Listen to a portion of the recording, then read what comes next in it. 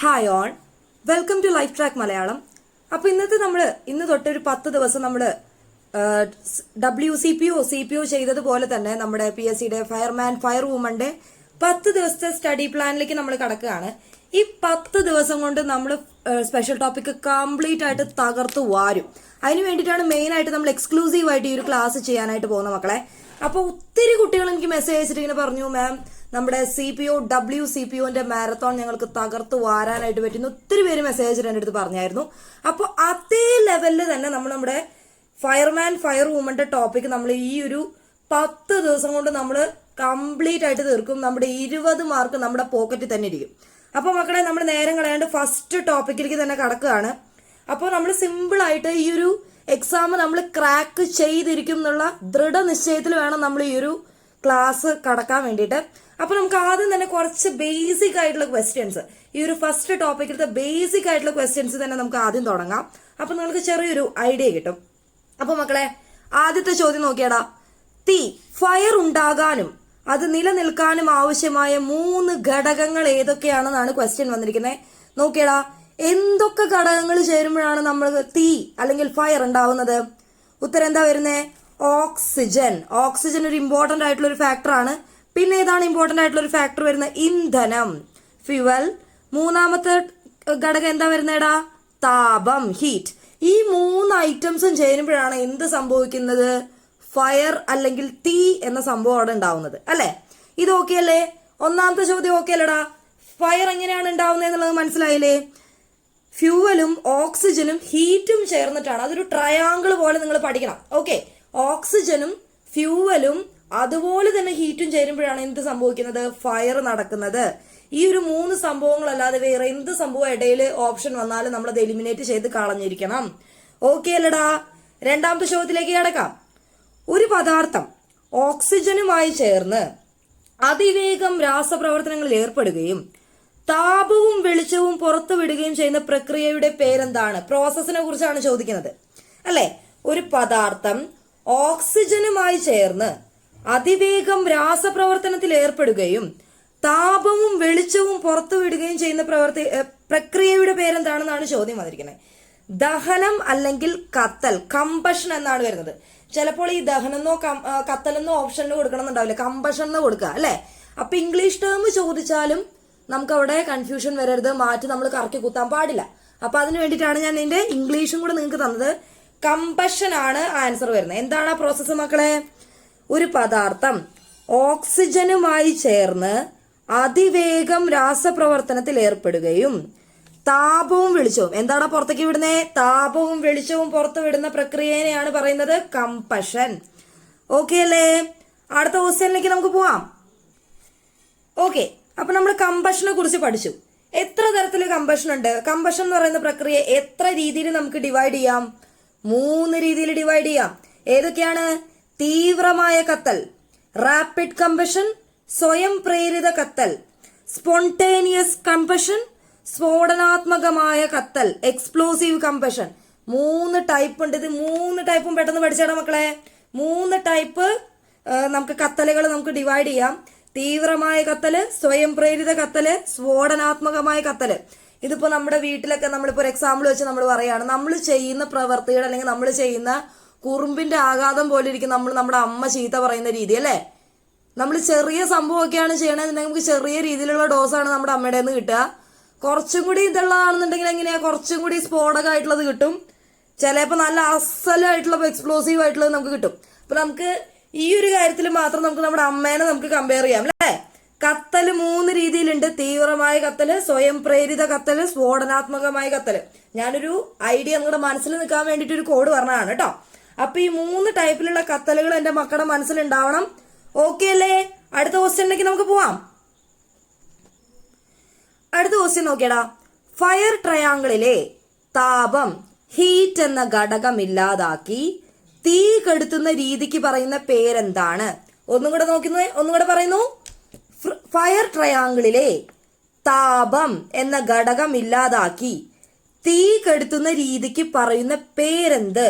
Simple അല്ലേ? Cooling ആണല്ലേ ആ ഒരു പ്രോസസ്സിന്റെ പേര്. നമ്മളെ ആ ഒരു തീ കെടുത്തി അല്ലെങ്കിൽ ആ ഒരു തണുപ്പ് കൊണ്ടുവരുന്ന ഒരു പ്രക്രിയനെ പറയുന്നതാണ് അല്ലെ.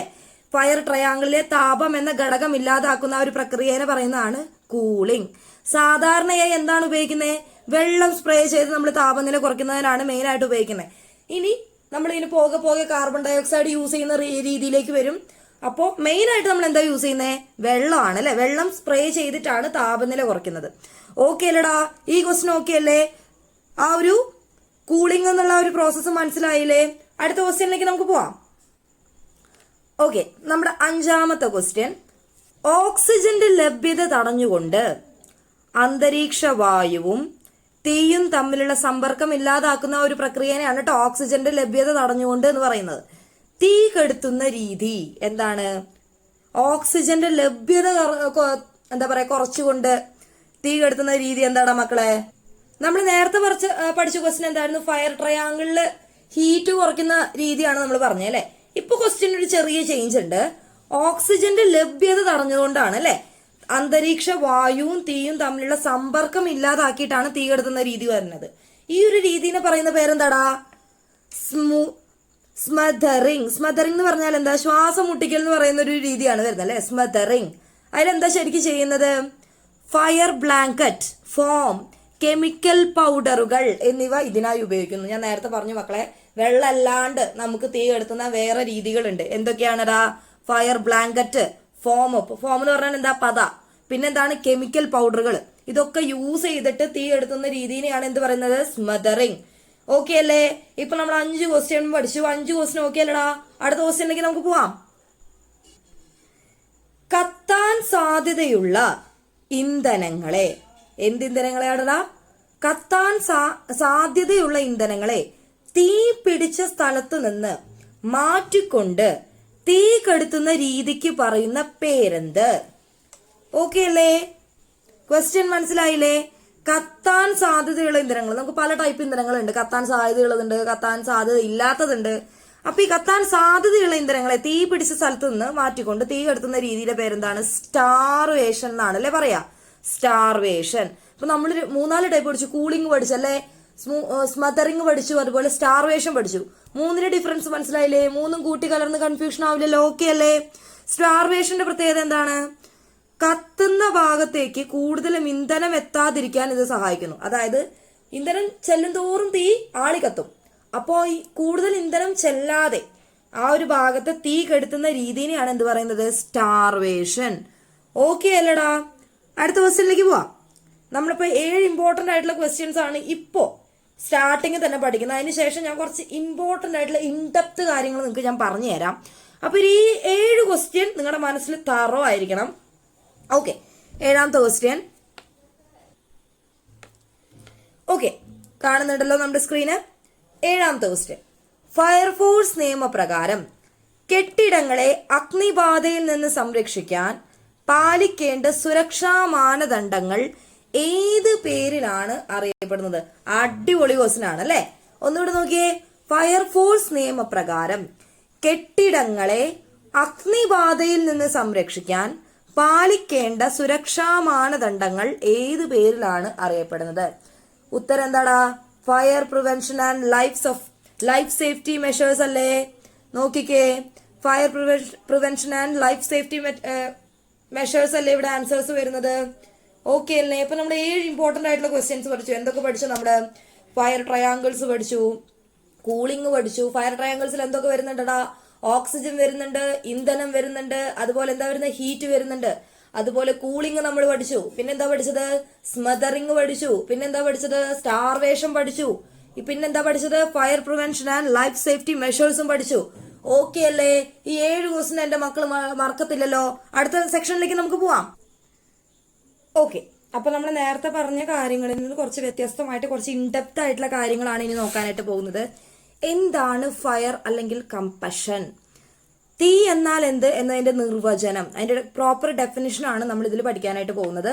നോക്കിക്കേ മക്കളെ, ഇന്ധനം ഒപ്റ്റിമൽ താപനിലയിൽ വായുവിലെ ഓക്സിജനുമായി ചേർന്ന് ഉണ്ടാകുന്ന അതിവേഗത്തിലുള്ള ഒരു രാസപ്രവർത്തനമാണ് തീ.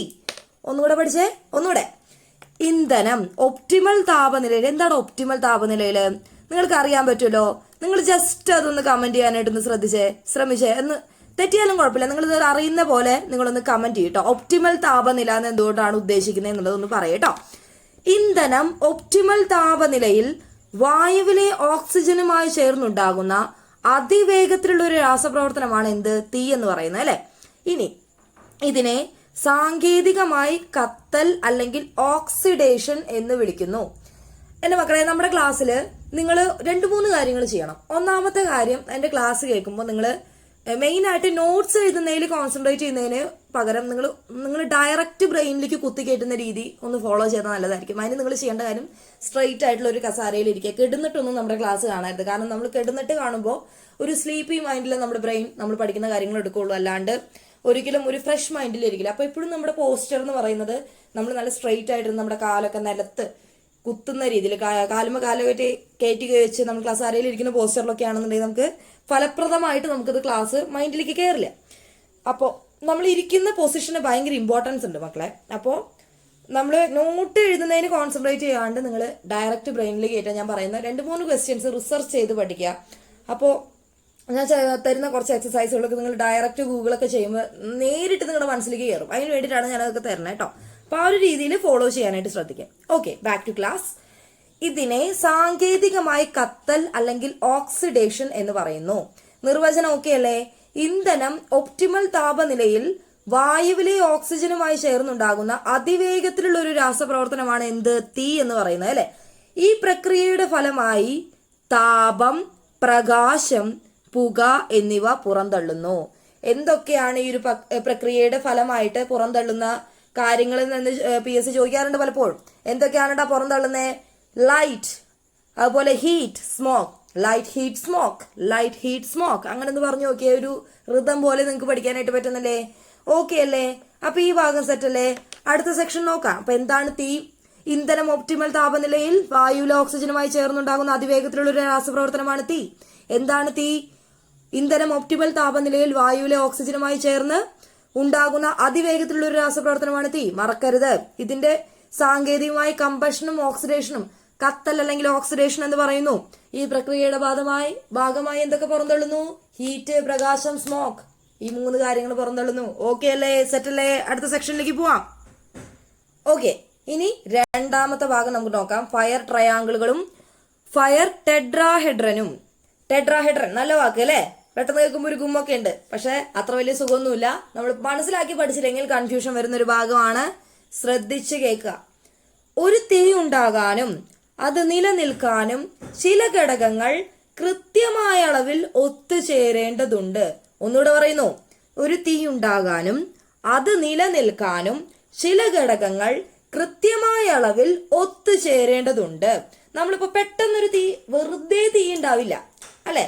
ചില ഘടകങ്ങൾ എന്താ പറയാ, കൃത്യമായ അളവില് അല്ലെ അത് നിലനിൽക്കുക. ഒരു തീ ഉണ്ടാവണേനും അത് കുറച്ച് നേരത്തേക്ക് അതിങ്ങനെ കത്തിക്കൊണ്ടിരിക്കണമെങ്കിൽ എന്ത് വേണം? ചില ഘടകങ്ങൾ കൃത്യമായിട്ടുള്ള അളവിൽ വേണം അല്ലെ. അതിനൊരു മെഷർമെന്റ്സ് ഉണ്ട്. വെറുതെ ഒരു എന്താ പറയാ ചെറിയ ഇന്നളവ് എന്നൊക്കെ നമുക്കുണ്ട്. അല്ലാതെ തോന്നിയ അളവിലൊക്കെയുള്ള ഘടകങ്ങൾ ചേർന്നാലൊന്നും എന്തുണ്ടാവില്ല? തീ ഉണ്ടാവില്ല. അപ്പോൾ അത് കൃത്യമായിട്ട് പഠിക്കാം. ഇനി ഫയർ ട്രയാങ്കിൾ. ഇതിൽ 3 പ്രധാന ഘടകങ്ങളുണ്ട്. ഇന്ധനം, നമ്മൾ നേരത്തെ പഠിച്ച ക്വസ്റ്റ്യൻ ആണ്. കത്താൻ ആവശ്യമായ പദാർത്ഥം ഖര, ദ്രാവക, വാതക രൂപത്തിലുള്ളവയാണ് എന്ത്? ഇന്ധനം. അപ്പൊ ഇന്ധനത്തിൽ തന്നെ 3 സ്റ്റേജസ് ഉണ്ട്. Solid, liquid, gas. എന്തൊക്കെയാ? ഖര, ദ്രാവക, വാതക രൂപത്തിലുള്ള ഇന്ധനങ്ങൾ ഉണ്ട് അല്ലെ. ഇനി ഓക്സിജന്റെ കേസ് നോക്കുകയാണെന്നുണ്ടെങ്കിലോ നിങ്ങൾക്ക് കാണാൻ പറ്റുന്നുണ്ടെന്നാണ് എൻ്റെ ഒരു വിശ്വാസം. ഓക്കെ, ഇപ്പൊ ക്ലിയർ ആയിട്ട് കാണാൻ പറ്റുന്നില്ലേ? നമ്മൾ ഇന്ധനത്തിന്റെ കാര്യം, ഫ്യൂവലിന്റെ കേസ് പറഞ്ഞു. ഇനി ഓക്സിജന്റെ കേസ് നോക്കുകയാണെന്നുണ്ടെങ്കിൽ എങ്ങനെയാ? അന്തരീക്ഷ വായുവിൽ കുറഞ്ഞത് 16% ഓക്സിജൻ തീ നിൽക്കാൻ ആവശ്യമാണ് അല്ലേ. സാധാരണ അന്തരീക്ഷത്തിൽ എത്ര ശതമാനം ഉണ്ട്? നമ്മുടെ അന്തരീക്ഷത്തിൽ ഏറ്റവും കൂടുതലുള്ള വാതകം ഏതാണ്? കൃത്യമായിട്ട് പഠിക്കുന്ന കുട്ടികൾക്ക് അറിയാം, അത് നൈട്രജൻ ആണ്. ഓക്സിജൻ ഒന്നും കുത്തിയേക്കരുത്. നമ്മുടെ അന്തരീക്ഷത്തിൽ ഏറ്റവും കൂടുതൽ അബണ്ടന്റ് ആയിട്ടുള്ള ഗ്യാസ് ആണ് നൈട്രജൻ. 21% മാത്രമാണ് ഓക്സിജൻ ഉള്ളത്. ഓക്സിജൻ നേരെ പോയി കുത്തിയേക്കരുത്. ഏറ്റവും കൂടുതലുള്ള അന്തരീക്ഷത്തിലുള്ള വാതകം ഏതാണെന്ന് ചോദിച്ചു കഴിഞ്ഞാൽ ഓക്സിജൻ. അന്തരീക്ഷ വായുവിൽ കുറഞ്ഞതിൽ 16% ഓക്സിജൻ തീ നിലനിൽക്കാൻ ആവശ്യമാണ്. നമ്മുടെ അന്തരീക്ഷത്തില് 21% ഓക്സിജൻ ഉണ്ട്. പക്ഷേ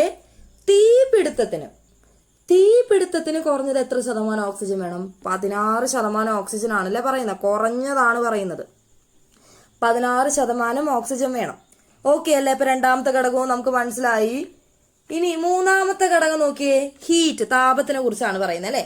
ഇന്ധനത്തെ അതിന്റെ ജ്വലന താപനിലയിൽ, ഇഗ്നിഷൻ ടെമ്പറേച്ചർ എന്നാണ് ജ്വലന താപനിലയെന്ന് ഇംഗ്ലീഷിൽ പറയാ, എത്തിക്കാൻ ആവശ്യമായ ചൂട് അല്ലേ. ഒരു ഇന്ധനം കത്താനായിട്ട് എന്താ പറയുന്നേ, ഒരു ഇന്ധനം കത്താനായിട്ട് ചെറിയ ചൂടാണോ വലിയ ചൂടാണോ മീഡിയം ചൂടാണോ എന്നൊക്കെ ചോദിച്ചാൽ ഓരോ ഇന്ധനത്തിന്റെ സ്വഭാവം അനുസരിച്ച് ഓക്കെ അത് കത്താനായിട്ട് ആവശ്യമായ ചൂടിന്റെ അളവിനും വ്യത്യാസമുണ്ട്. അപ്പോൾ ആ ഒരു വ്യത്യാസത്തിനെ കുറിച്ചാണ് പറയുന്നത് അല്ലെ. ഇന്ധനത്തെ അതിന്റെ ജ്വലന താപനിലയിൽ എത്തിക്കാൻ ആവശ്യമായ ചൂട്, അതായത് കത്താൻ ആവശ്യമായ ചൂടിനെയാണ് മൂന്നാമത്തെ ഘടകമായിട്ടുള്ള ഹീറ്റ് പറയുന്നത് അല്ലെ. ഈ ഒരു സെക്ഷൻ ഓക്കെ അല്ലേ? അതുപോലെ ഇന്ധനം, ഓക്സിജൻ, അതുപോലെ താപം, ഈ 3 ഭാഗം ഓക്കെ അല്ലേ? ക്ലിയർ അല്ലേ? എന്തെങ്കിലും ഡൗട്ട് ഉണ്ടെങ്കിൽ കമന്റ് ചെയ്താടാ. സെറ്റ് അല്ലേ?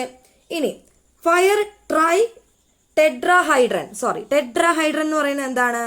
ആധുനിക ശാസ്ത്രപ്രകാരം, ഞാൻ നിങ്ങൾക്ക് ഇത് മനസ്സിലാവാൻ വേണ്ടിയിട്ടാണ് PDF മോഡലിൽ തന്നിരിക്കുന്നത് കേട്ടോ. നിങ്ങൾക്ക് ഇനി വേണമെങ്കിൽ സ്ക്രീൻഷോട്ട് എടുക്കാനോ അല്ലെങ്കിൽ നോട്ടൊക്കെ എഴുതിയെടുക്കാനോ എളുപ്പത്തിനാണ് ഞാൻ ഇങ്ങനെ തരുന്നത്. ഓക്കെ അല്ലേ? ഒരുപാട് കുട്ടികൾ ഇങ്ങനെ തരുന്നത് യൂസ്ഫുൾ ആണ് എന്ന് പറഞ്ഞു വെറുതെ പറയുന്നതിനേക്കാളും കൂടുതൽ. ഓക്കെ അല്ലേ? അപ്പൊ എന്താണ് ഫയർ ടെട്രാഹെഡ്രോൺ എന്ന് പറയുന്നത്? എന്താണ്? ആധുനിക ശാസ്ത്രപ്രകാരം തീ തുടർച്ചയായി കത്തണമെങ്കിൽ 4മതൊരു ഘടകം കൂടെ വേണം. നമ്മൾ ഇത്ര നേരം 3 ഘടകങ്ങളെ കുറിച്ചാണ് പഠിച്ചത്. 4മതൊരു ഘടകം കൂടി വേണമെന്നാണ് എന്ത് പറയുന്നത്? മോഡേൺ സയൻസ് അല്ലെങ്കിൽ ആധുനിക ശാസ്ത്രം പറയുന്നത്. Okay, uninterrupted chemical chain reaction എന്നാണ് 4മത്തെ ഘടകം എന്ന് പറയുന്നത്. അൺഇൻറ്ററപ്റ്റഡ് കെമിക്കൽ ചെയിൻ റിയാക്ഷൻ, ആ ഒരു വേർഡ് കറക്റ്റ് ആയിട്ട് പഠിക്കണം കേട്ടോ. ഘടകങ്ങൾ തമ്മിലുള്ള തടസ്സമില്ലാത്ത രാസപ്രവർത്തനം. ഈ ചെയിൻ റിയാക്ഷൻ തകർത്താലും എന്ത് സംഭവിക്കും? തീ അണയും എന്നാണ് പറയുന്നത് അല്ലെ. ഈ 3 ഘടകങ്ങളല്ലാതെ അൺഇൻറ്ററപ്റ്റഡ് കെമിക്കൽ ചെയിൻ റിയാക്ഷൻ, അതായത് ഈ രാസപ്രവർത്തനം തകർക്കാൻ സാധ്യതയുള്ള എന്തെങ്കിലും ഒരു കാര്യം സംഭവിച്ചാൽ എന്ത് നടക്കും എന്നാണ് പറയുന്നത്? ഈ ഒരു കെമിക്കൽ റിയാക്ഷനെ ബാധിക്കുന്ന എന്തെങ്കിലും ഒരു കാര്യം അവിടെ സംഭവിച്ചാലും എന്ത് നടക്കും? ആ ഒരു തീ അണയും എന്നാണ് മോഡേൺ സയൻസ് പറയുന്നത്. ഇത്രയും ഭാഗങ്ങൾ ഓക്കെ അല്ലടാ? സെറ്റ് അല്ലേ? അങ്ങനെയാണെന്നുണ്ടെങ്കിൽ നമുക്ക് അടുത്ത സെക്ഷനിലേക്ക് പോവാം. ഓക്കെ, ഇനി നമുക്ക് പഠിക്കാനുള്ളത് കത്തലിന്റെ വിവിധ ഘട്ടങ്ങളാണ് നമുക്ക് പഠിക്കാനുള്ളത്. ഓക്കെ അല്ലേ? Phases of fire combustion. തീ പടരുന്നതിന് പ്രധാനമായി 3 തരത്തിലുള്ള ജ്വലന പ്രക്രിയകളുണ്ട്. ഓക്കെ, ഒന്നുകൂടെ പറയുന്നു. തീ പടരുന്നതിന്, അതായത് തീ കത്തണതും തീ പടർന്നതും വ്യത്യാസമുണ്ട്, രണ്ടും കൂടെ കൂട്ടിക്കലർത്തരുത്. തീ പടരുന്നത് പ്രധാനമായി 3 തരത്തിലുള്ള ജ്വലന പ്രക്രിയകളിലൂടെയാണ്. ഓക്കെ, എന്താണ്? റാപ്പിഡ് കമ്പഷൻ ഒന്നാമത്തത്. ക്ലിയർ അല്ലേ? റാപ്പിഡ് കമ്പഷൻ, പേര് കറക്റ്റ് ആയിട്ട് പഠിക്കുക. എന്താണ് റാപ്പിഡ് കമ്പഷൻ എന്ന് പറഞ്ഞേടാ? വളരെ പെട്ടെന്ന് കത്തുന്നത്, സഡൻ. ആ ഒരു സംഭവം നോക്കണേ. വളരെ പെട്ടെന്ന് കത്തുന്നതും വലിയ തോതിൽ വെളിച്ചവും ചൂടും പുറത്തു വിടുകയും ചെയ്യുന്ന പ്രക്രിയ. ഉദാഹരണത്തിന് എന്താണ്? LPG, അതുപോലെ വിറക് കത്തുന്നത്. പെട്ടെന്ന് സംഭവിക്കണം, റാപ്പിഡ്. ആ ഒരു സംഭവം നമുക്ക് ഇംഗ്ലീഷ് വേർഡ്സ് ഒക്കെ അറിയുന്ന ആൾക്കാർക്ക് അറിയാം. റാപ്പിഡ് എന്ന് പറഞ്ഞ സ്പീഡ് അല്ലെങ്കിൽ പെട്ടെന്ന് സംഭവിക്കുന്ന ഒരു കാര്യത്തിന് പറയുന്നതാണ് റാപ്പിഡ് എന്ന് പറയുന്നത്. പെട്ടെന്ന് കത്തുകയും വലിയ തോതിൽ വെളിച്ചം ചൂടും പുറന്തള്ളുകയും ചെയ്യുന്ന പ്രക്രിയയാണ് എന്ത്? റാപ്പിഡ് കമ്പഷൻ എന്ന് പറയുന്നത് അല്ലെ. അതിന് എക്സാമ്പിൾസ് എന്തൊക്കെയാടാ? LPG കത്തുന്നത്, വിറക് കത്തുന്നതൊക്കെയാണ് എക്സാമ്പിൾസ് ആണ്. ഇനി രണ്ടാമത്തത് ഏതാണെടാ? Spontaneous combustion. സ്പോണ്ടേനിയസ് കമ്പഷൻ എന്ന് പറഞ്ഞാൽ എന്താ? പുറത്തു നിന്ന് പ്രത്യേകിച്ച് ചൂടൊന്നും നൽകാതെ തന്നെ ഒരു പദാർത്ഥം സ്വയം കത്തുന്ന രീതി. അതെങ്ങനെയാ ചൂടൊന്നും ഇല്ലാണ്ട് സ്വയം കത്താന്ന് നിങ്ങളപ്പോ ചിന്തിക്കും. നമ്മളപ്പോ കേട്ടിട്ടില്ലടാ, മറ്റേ ഫോറസ്റ്റ് ഒക്കെ കത്തുന്ന കേട്ടില്ലേ? ഫോസ്ഫറസ് വായുവിൽ തുറന്നു വെക്കുമ്പോൾ കത്തുന്നത്. സോറി, ഫോറസ്റ്റ് അല്ല, ഫോസ്ഫറസ് വായുവിൽ തുറന്നു വെക്കുമ്പോൾ കത്തുന്നത്. കൽക്കരി ഖനിയിലെ തീപിടുത്തം, ഇതൊക്കെ എന്തിനുദാഹരണമാണ്? സ്വയം കത്തുന്ന സ്പോണ്ടേനിയസ് കമ്പഷൻ. ഇതിന് ഉദാഹരണമാണ് എന്ത്? കൽക്കരി ഖനികളിലെ തീപിടുത്തം. അതുപോലെ ഫോസ്ഫറസ് വായുവിൽ തുറന്നു വെക്കുമ്പോൾ ഉണ്ടാവുന്ന തീപിടുത്തം. ഓക്കെ അല്ലേ? സ്വയം കത്തുന്ന പ്രക്രിയയാണ് എന്ത് പറയുന്നത്? സ്പോണ്ടേനിയസ് കമ്പഷൻ എന്ന് പറയുന്നത്. പുറത്തു നിന്ന് പ്രത്യേകിച്ച് ചൂടൊന്നും ആ ഒരു സമയത്ത് ഇല്ലാതെ തന്നെ ഒരു പദാർത്ഥം സ്വയം കത്തുന്നതിനെയാണ് എന്ത് പറയുന്നത്? സ്പോണ്ടേനിയസ് കമ്പഷൻ എന്ന് പറയുന്നത്. ക്ലിയർ അല്ലേ? അടുത്ത രീതി ഏതാണ്? Explosive combustion. നമ്മൾ ഈ 3 പേരുകളും നേരത്തെ തന്നെ പഠിച്ചതാണ്. ഇനി ഇതിന്റെ നിർവചനങ്ങളാണ് കേട്ടോ ഞാൻ നിങ്ങൾക്ക് ഇപ്പൊ പറഞ്ഞു തരുന്നത്. എക്സ്പ്ലോസീവ് കമ്പഷന്റെ പ്രത്യേകത എന്താണ്? അതിവേഗത്തിൽ കത്തുകയും അതോടൊപ്പം വലിയ ശബ്ദം വാതകങ്ങളും പുറപ്പെടുവിക്കുന്ന ചെയ്യുന്ന അവസ്ഥയാണ് എന്ത് പറയുന്നത്? Explosive combustion. എക്സ്പ്ലോസീവ് എന്ന് പറയുമ്പോൾ തന്നെ നമുക്കറിയാം പൊട്ടിത്തെറി. നമ്മൾ എപ്പോഴാണ് ഏറ്റവും കൂടുതൽ എക്സ്പ്ലോസീവ് കമ്പഷൻ കണ്ടിട്ടുള്ളത്? എപ്പോഴൊക്കെയാണ്? പടക്കം പൊട്ടിക്കുമ്പോഴാണല്ലേ മക്കളെ. പെരുന്നാളുകൾക്കും അതുപോലെ വിഷുവിനൊക്കെ പടക്കം പൊട്ടിക്കുമ്പോഴാണ് നമ്മൾ എന്ത് കാണുന്നത്? എക്സ്പ്ലോസീവ് കമ്പഷനുള്ള ഉദാഹരണം കാണുന്നത്. അപ്പൊ പടക്കം പൊട്ടിക്കുന്നതൊക്കെ ഏതിലാ പെടുന്നത്? എക്സ്പ്ലോസീവ് കമ്പഷനിലാണ് വരുന്നത്. ഓക്കെ അല്ലേ? അടുത്ത സെക്ഷനിലേക്ക് പോവാം. ഓക്കെ മക്കളെ, നമ്മളിപ്പോ ഇത്രയും കാര്യങ്ങൾ ഇപ്പൊ പഠിച്ചു, ബേസിക് ആയിട്ടുള്ള കുറച്ച് കാര്യങ്ങൾ. ഇനി PSC ഏറ്റവും ഇഷ്ടമുള്ളതും എന്നാൽ ഏറ്റവും കൂടുതൽ ആൾക്കാർ തെറ്റിക്കുന്നതായിട്ടുള്ള ഒരു സംഭവമാണ് നമ്മൾ പഠിക്കാനായിട്ട് പോകുന്നത്. ക്ലാസിഫിക്കേഷൻ ഓഫ് ഫയർ, തീയുടെ തരംതിരിവ്. ഇതിൽ ക്ലാസ് അങ്ങോട്ടും ഇങ്ങോട്ടും മാറിയാൽ തന്നെ നമ്മുടെ കംപ്ലീറ്റ് തെറ്റും. അപ്പൊ കൃത്യമായിട്ട് പഠിക്കാം. ഓക്കെ അല്ലേ?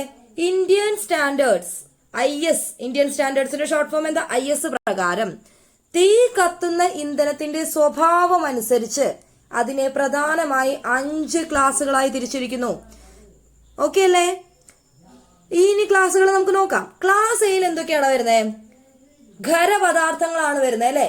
ക്ലാസ് എയിൽ എന്താണ് വരുന്നത്? ഖരപദാർത്ഥം. നമ്മള് ഓർഡറിൽ പഠിച്ചിട്ടുണ്ട്. സോളിഡ്, ലിക്വിഡ്, ഗ്യാസ്, ഖരം, ദ്രാവകം, വാതകം. ഖരം, ദ്രാവകം, വാതകം. ഇത് നമ്മൾ ഓർഡർ തെറ്റിക്കാണ്ട് പഠിച്ചാൽ തന്നെ നമുക്ക് ഈ ഒരു ക്ലാസ് തെറ്റിക്കാണ്ട് നമുക്ക് പറയാൻ പറ്റും. ക്ലാസ് എ ഖരപദാർത്ഥങ്ങൾ, സോളിഡ് ഫയർ. ഇതിന് ഉദാഹരണങ്ങൾ ഏതൊക്കെയാടാ? വിറക്, പേപ്പർ, തുണി, പ്ലാസ്റ്റിക് ഒക്കെ ഏതിൽ വരും? ക്ലാസ് എയിൽ വരും അല്ലേ? നിങ്ങൾക്ക് കാണാൻ പറ്റുന്നുണ്ടോ മക്കളെ? നോക്കിയടാ, റബ്ബറും വരുന്നുണ്ട് അല്ലേ ഈ ഒരു ക്ലാസ് എ വിഭാഗത്തില് അല്ലെ? ഇന്ധനത്തിന്റെ വിഭാഗത്തിൽ വരുന്നുണ്ട്. ഖരപദാർത്ഥങ്ങളെയാണ് ക്ലാസ് എയിൽ വരുന്നത്. ഇനി ക്ലാസ് ബിയിൽ ഏതൊക്കെയാണ് വരുന്നത്? ദ്രാവകങ്ങളാണ്. ലിക്വിഡ് ഫയേഴ്സിനെ കുറിച്ചാണ് പറയുന്നത്. ലിക്വിഡ് എന്ന് പറയുമ്പോൾ നമുക്കറിയാം പെട്രോള്, ഡീസല്, മണ്ണെണ്ണ, പെയിന്റ്, ആൽക്കഹോൾ ഒക്കെ ഏതിലാ വരുന്നത്? ക്ലാസ് ബി ഫയറിലാണ് വരുന്നത്.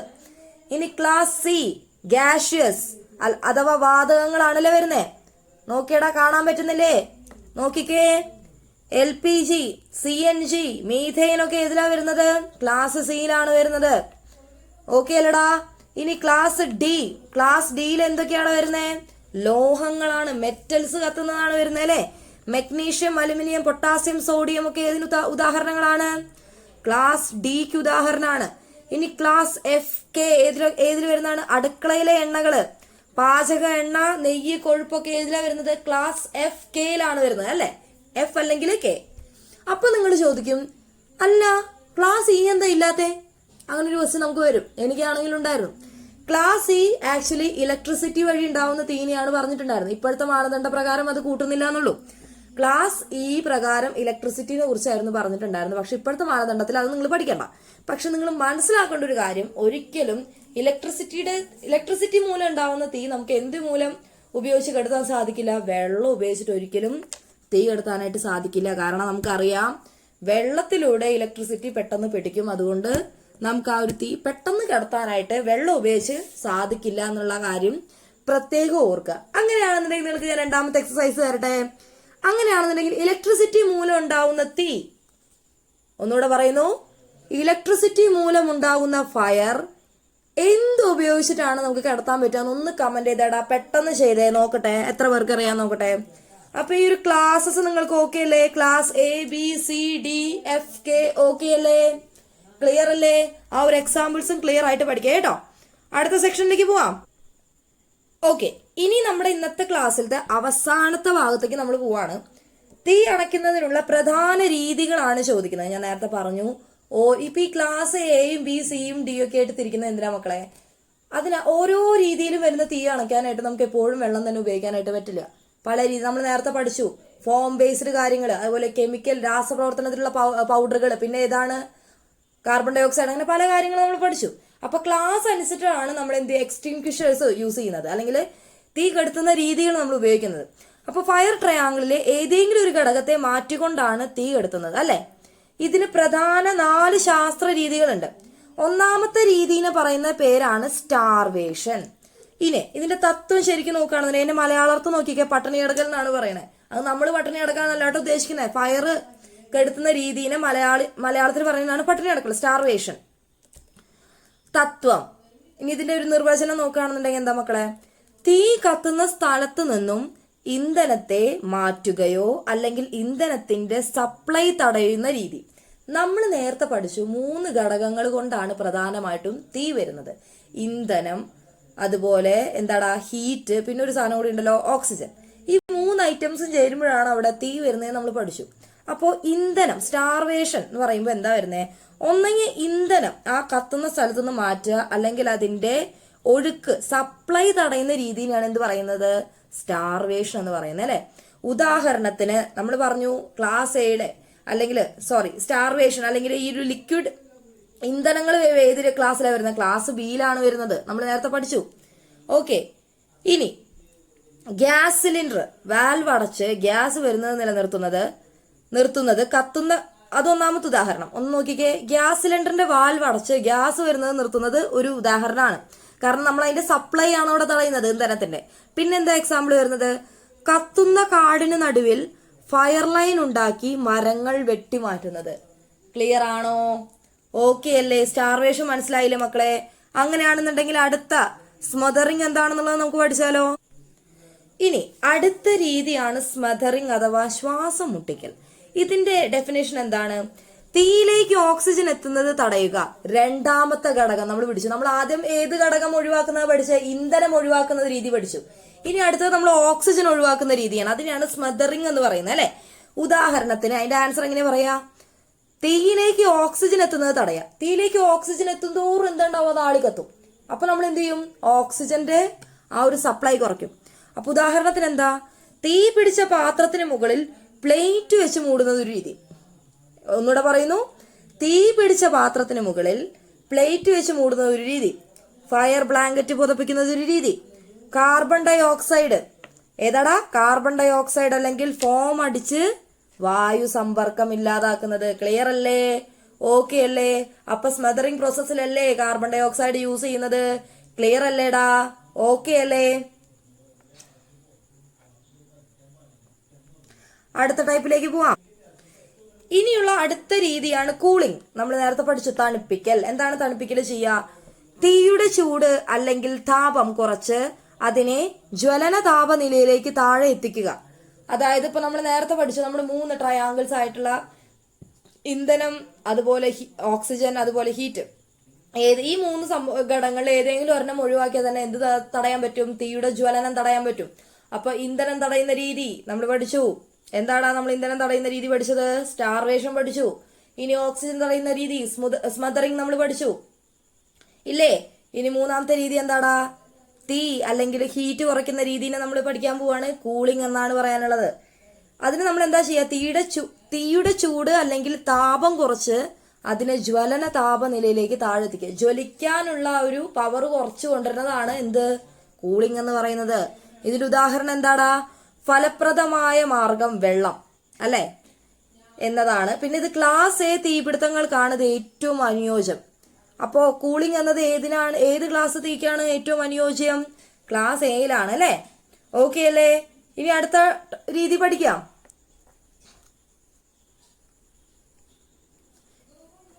ഇനി നമുക്ക് പറയാനുള്ള കാര്യം മക്കളെ, ഇതാണ് ഏറ്റവും ഇമ്പോർട്ടന്റ് ആയിട്ടുള്ള. കാരണം ഒരുപാട് കൺഫ്യൂസിങ് ആയിട്ടുള്ള ക്വസ്റ്റ്യൻസ് ഒന്നും ഇപ്പോഴും നമ്മളെ തെറ്റിക്കാൻ വേണ്ടി മാത്രമുള്ള ഒരു ക്വസ്റ്റ്യൻ ആണിത്.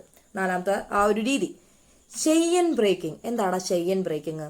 അതിന്റെ ഡെഫിനേഷൻ ഒന്ന് നോക്കിക്കേ. ഫയർ ടെട്രാഹെഡ്രനിലെ രാസപ്രവർത്തനത്തെ തടസ്സപ്പെടുത്തും. നമ്മൾ നേരത്തെ പറഞ്ഞു 3 ഘടകങ്ങളല്ലാതെ അൺഇൻട്രപ്റ്റഡ് കെമിക്കൽ റിയാക്ഷൻ നമ്മൾ പഠിച്ചു. 4ാമത്തെ ഘടകമായിട്ട് കണക്കാക്കുന്നത്. ഈ ഒരു രാസപ്രവർത്തനം തടഞ്ഞാലും എന്ത് സംഭവിക്കും? നമ്മുടെ ഫയർ നിൽക്കും. ഫയർ കത്തുന്നത് നിൽക്കും. ഉദാഹരണത്തിന് എന്താ വരുന്നേ? Dry chemical DCP. നമുക്ക് കെമിക്കൽ പൗഡറുകൾ ഉപയോഗിച്ച് എന്ത് ചെയ്യാൻ പറ്റും? രാസപ്രവർത്തനങ്ങൾ തടയാൻ പറ്റും അല്ലെ. അല്ലെങ്കിൽ ഹലോൺ ഗ്യാസ് ഉപയോഗിച്ച് തീയിലെ ഫ്രീ റാഡിക്കലുകളെ നശിപ്പിക്കുന്നത് വഴി കത്തൽ പ്രക്രിയ പെട്ടെന്ന് നിലനിർത്താൻ പറ്റും അല്ലെ. നമ്മൾ നേരത്തെ പറഞ്ഞു ചില ഡ്രൈ കെമിക്കൽ പൗഡേഴ്സ് ഉപയോഗിച്ചിട്ട് എന്ത് ചെയ്യാൻ പറ്റുന്ന? തീ എടുത്താൻ പറ്റുമെന്ന് പറഞ്ഞിട്ടുണ്ടായിരുന്നു അല്ലെ. ഓക്കെ അല്ലേ? അതിനെയാണ് നമ്മൾ രാസപ്രവർത്തനങ്ങൾ തടയാന്നുള്ളത് മെയിൻ ആയിട്ട് പഠിക്കേണ്ടത്. ഓക്കെ അല്ലേ? ഇത്രയും ഭാഗം ക്ലിയർ അല്ലടാ? ഓക്കെ അല്ലേ മക്കളെ? നിങ്ങൾക്കപ്പോൾ ഇത്രയും കാര്യങ്ങൾ മനസ്സിലായില്ലേ? നിങ്ങൾക്ക് നമ്മുടെ സെഷൻ ഉപകാരപ്പെട്ടെന്ന് വിചാരിക്കണം. ഞാൻ 1-2 പോയിന്റുകളും കൂടെ നിങ്ങൾക്ക് പറഞ്ഞു തരാം. നമ്മുടെ ദ്രാവകത്തിൽ ഉണ്ടാവുന്ന തീപിടുത്തം, അതായത് ക്ലാസ് ബി തീപിടുത്തത്തില് ഒരിക്കലും എന്ത് യൂസ് ചെയ്യില്ല മക്കളെ? വെള്ളം കൊണ്ട് ഒരിക്കലും എക്സ്റ്റിങ്ക്വിഷർ ആയിട്ട് യൂസ് ചെയ്യില്ല. No water extinguishers are used here. എന്താ കാരണം? ഈ ഒരു എണ്ണയുടെ മീതെ കിടന്നിട്ട് ഐ മീൻ വെള്ളത്തിന് മീതെ എണ്ണ നിന്ന് കത്തും. അങ്ങനത്തെ ഒരു സിറ്റുവേഷനിലേക്ക് വരും. അപ്പൊ അങ്ങനെയാണെന്നുണ്ടെങ്കിൽ ക്ലാസ് ബിയിൽ എന്ത് ടൈപ്പ് എക്സ്റ്റിൻഗ്വിഷറാണ് യൂസ് ചെയ്യുക? ഫോം ബേസ്ഡ് എക്സ്റ്റിൻഗ്വിഷേഴ്സ് ആണ് യൂസ് ചെയ്യുക. പദരൂപത്തിലുള്ള എക്സ്റ്റിൻഗ്വിഷേഴ്സ് ആണ് യൂസ് ചെയ്യുക. ഓക്കെ അല്ലേ? ഇനി ഇലക്ട്രിക് ഫയർ ആണെന്നുണ്ടെങ്കിലോ CO2 കാർബൺ ഡൈ ഓക്സൈഡ് അല്ലെങ്കിൽ ഡ്രൈ കെമിക്കൽ പൗഡർ ആണ് എന്തായിട്ട് യൂസ് ചെയ്യുക? എക്സ്റ്റിൻഗ്വിഷേഴ്സ് ആയിട്ട് യൂസ് ചെയ്യുക. അതുപോലെ പാചക എണ്ണ ക്ലാസ് F ഫയറുകളിൽ എന്ത് ടൈപ്പ് ഫയറിൽ എന്ത് ടൈപ്പ് എക്സ്റ്റിൻഗ്വിഷർ ആണ് യൂസ് ചെയ്യുക? വെറ്റ് കെമിക്കൽ എക്സ്റ്റിൻഗ്വിഷർ ആണ് യൂസ് ചെയ്യുക. ഓക്കെ അല്ലേ? ക്ലിയർ അല്ലേ? ഇന്നത്തെ സെക്ഷനിൽ ബേസ് നിങ്ങൾക്ക് മനസ്സിലായില്ലടാ. അപ്പോ നമ്മുടെ ലൈഫ് ട്രാക്കിന്റെ സൈഡിൽ നിന്ന് ഏതെങ്കിലും മെറ്റീരിയൽസ് SSCD ആയിക്കോട്ടെ PSCD ആയിക്കോട്ടെ ഏതെങ്കിലും മെറ്റീരിയൽസ് നമ്മുടെ സൈഡിൽ നിന്ന് ആവശ്യമാണെന്നുണ്ടെങ്കിൽ തീർച്ചയായും നിങ്ങൾ അറിയിക്കുക. നമുക്ക് പറ്റാവുന്ന രീതിയിൽ നമ്മൾ നിങ്ങളെ സഹായിക്കുന്നതായിരിക്കും. അപ്പൊ ഇന്നത്തെ സെഷൻ നിങ്ങൾക്ക് യൂസ്ഫുൾ ആയി എന്ന് വിചാരിക്കുന്നു. അടുത്ത സെഷനായിട്ട് ഞാൻ നാളെ വീണ്ടും വരും. നന്നായിട്ട് പഠിക്കുക. നിങ്ങൾക്ക് പറ്റാത്ത പരീക്ഷ PSCയുടെ ചരിത്രത്തിലോ SSCയുടെ ചരിത്രത്തിലോ ഇല്ല. നമ്മൾ ഇരുന്ന് പഠിക്കുകയാണെന്നുണ്ടെങ്കിൽ ഏതൊരു പരീക്ഷയും നമുക്ക് ക്രാക്ക് ചെയ്യാനായിട്ട് പറ്റും. അപ്പൊ നാളെ ഞാൻ അടുത്ത ടോപ്പിക്കായിട്ട് വീണ്ടും വരും. ഈ ഒരു ടോപ്പിക്ക് മാക്സിമം ഇന്ന് തന്നെ കവർ ചെയ്യാനായിട്ട് ശ്രദ്ധിക്കുക. താങ്ക്